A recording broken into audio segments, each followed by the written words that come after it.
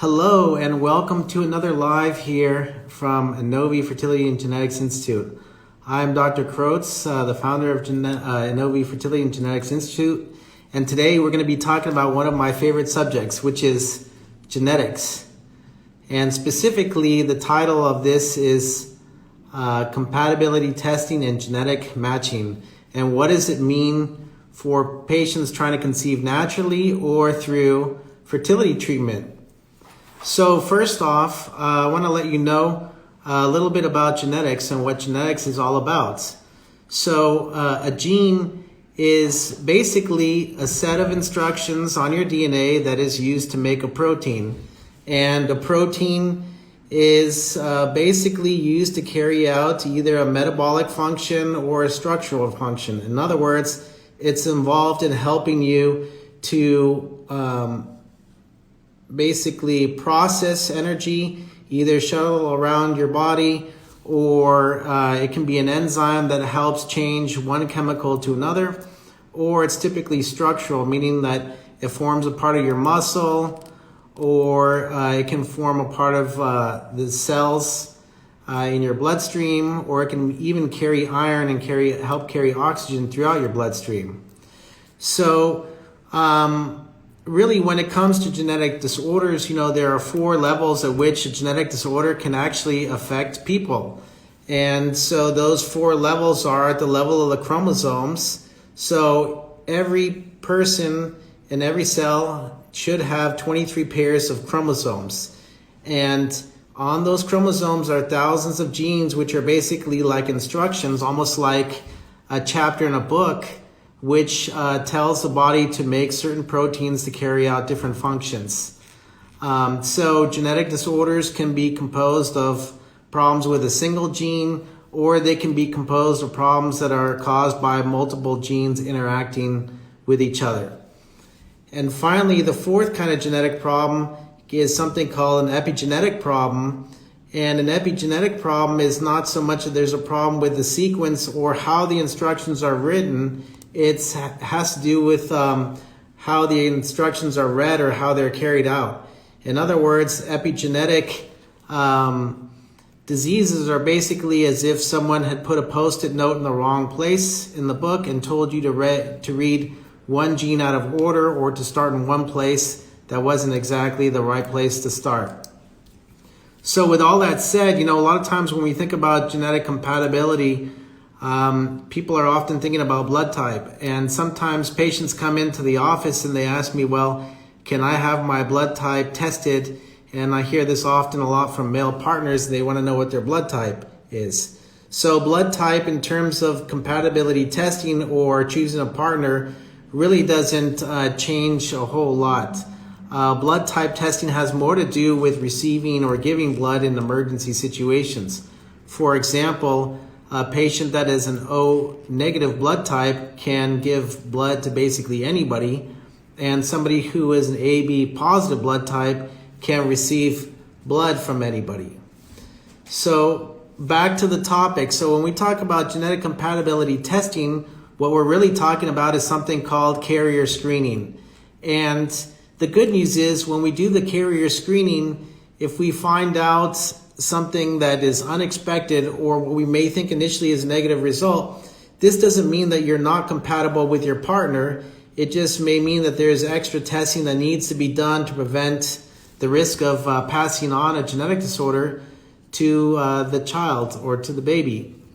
So what exactly is carrier screening?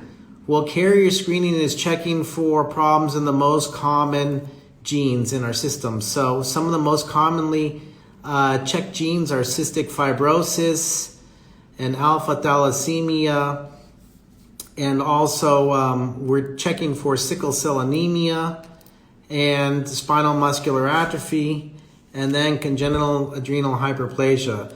So all of these are very common disorders and are the most commonly tested ones in people.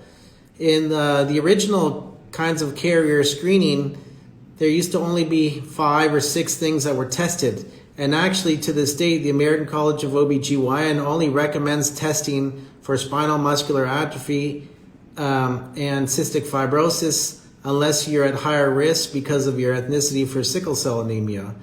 So, but nowadays the carrier screens are often larger. Some can be 30, and then nowadays a lot of them are actually up to 280 in number, and some even 500. The ones that we use here in our office are approximately 280. And so what does this mean? This means that we are checking for the 280 most common genetic disorders. Now keep in mind, about 85-90% of us are carriers for one genetic disorder or the other. Now does that mean that we're affected by it? The short answer is no. You typically have to have 2 abnormal copies of a gene to be affected by a genetic disorder.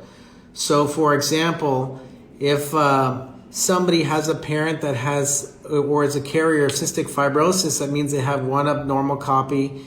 And if the other parent has an abnormal copy of cystic fibrosis, then there's a chance that the child could be affected. But the chance isn't as high as 50% or 100%, it's only 25%. And that's where the power comes in genetic testing or carrier screening.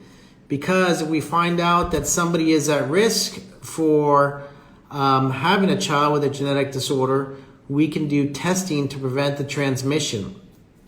So what do we mean when we talk about testing to avoid transmission? We're talking about undergoing in vitro fertilization with pre-implantation genetic testing. So let's say this couple, they want to have a child and both of them are carriers for cystic fibrosis. And what is cystic fibrosis? It's basically a problem with a protein that causes thick mucus to form in the lungs and results in infections and other respiratory problems. And that can often shorten the lifespan of somebody so that the average lifespan can be as low as 30 years of age. So this is not something that if you were to have a child that you would want any child to have or your child to have, because their existence will basically be filled with a lot of medical problems and a lot of doctor's visits, and this could be avoided. And the way we avoid it, as I mentioned, is with something called IVF with PGTM. Now, what does PGTM stand for? PGTM stands for pre-implantation genetic testing for monogenic disorders or single gene disorders like cystic fibrosis. So in order for us to prevent the transmission of this disorder to the child, basically we have the parents come in and they meet with a genetic counselor, often done online with a company that develops the test, and then the parents provide blood samples that are sent to the company that develops the test. And then what the company does is over the course of 4 to 6 weeks, they develop a test for the specific error in the gene that the parents have. So what this means is that the test can be developed and then the patient and their partner can undergo in vitro fertilization. And when they undergo in vitro fertilization, remember they're receiving injectable medications, and then the ovaries are stimulated, eggs are removed from the ovary, and then they're injected with a partner sperm. Then those eggs that are fertilized with the partner sperm develop in the lab for 5 to 6 days, and a sample is taken from the day 5 or 6 embryo called a blastocyst, and that's sent off to the lab. Now, the great thing is that if the lab has already developed this probe, in addition to seeing if there's a normal chromosome count, which is called pre-implantation genetic testing for aneuploidy or simply PGTA, they can also test for these single gene disorders using PGTM.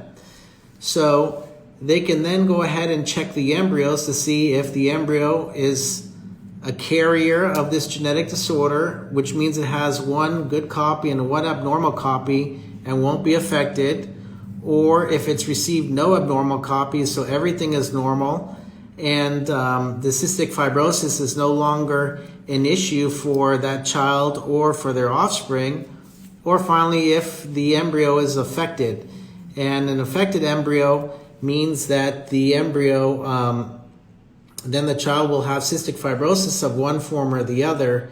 And typically, when it comes to deciding which embryo to transfer, we will typically go ahead and choose the embryo that either does not have a cystic fibrosis gene or only has 1 copy. So this allows us to prevent transmission of a disorder that could shorten someone's lifespan or really affect their quality of life. And that's why doing pre-implantation genetic testing is so powerful.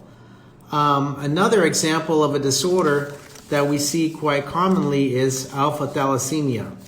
And alpha thalassemia is a blood disorder that's common in people of Mediterranean descent and also people of Asian descent. And alpha thalassemia is basically a disorder that affects the proteins that are in the blood and that are related to carrying oxygen. Now, when patients, the difference between alpha thalassemia and most other single gene disorders is that everybody carries 4 copies of the alpha thalassemia instead of just 2 copies.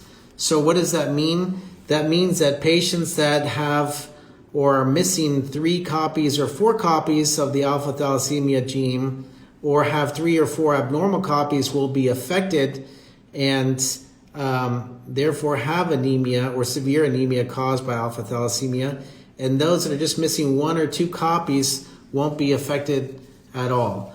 So this is an extremely common disorder that we come across, and it's very interesting because a lot of times we'll find this on the carrier screen, but it turns out that there really is no increased risk because the partner is either not a carrier or the partner may have also 3 normal copies and 1 abnormal copy, and so the patient and their partner are really not affected by these disorders.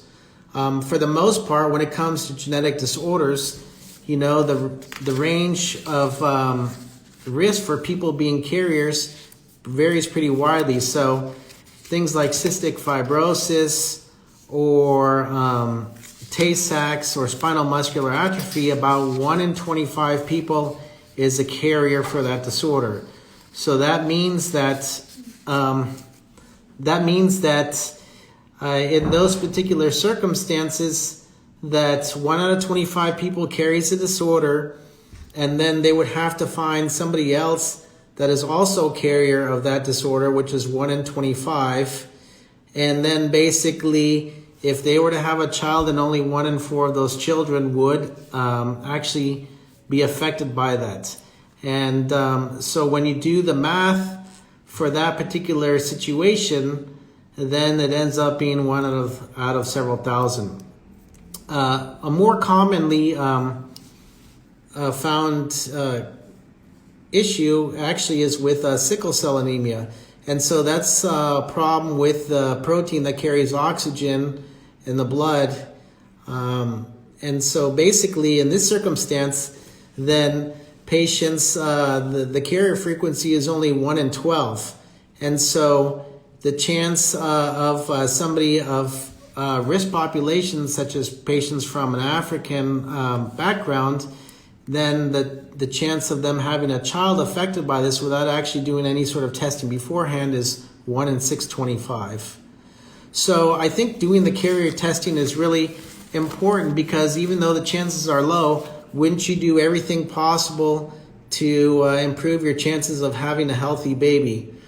And even though it's not very frequent in our clinic, what we see is probably about 1 out of 100 couples are carriers for the same thing.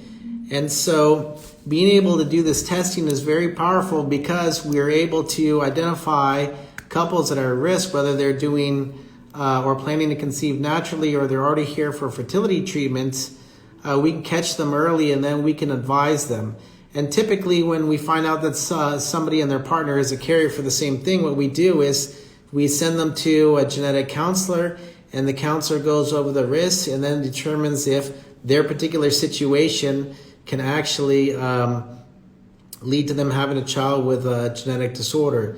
If that is the case, then the genetic counselor usually writes us a letter and communicates their findings to us directly. And often I'll get on the phone with the counselor to find out more information.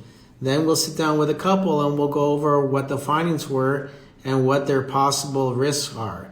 So I think this is a really good thing to be able to do.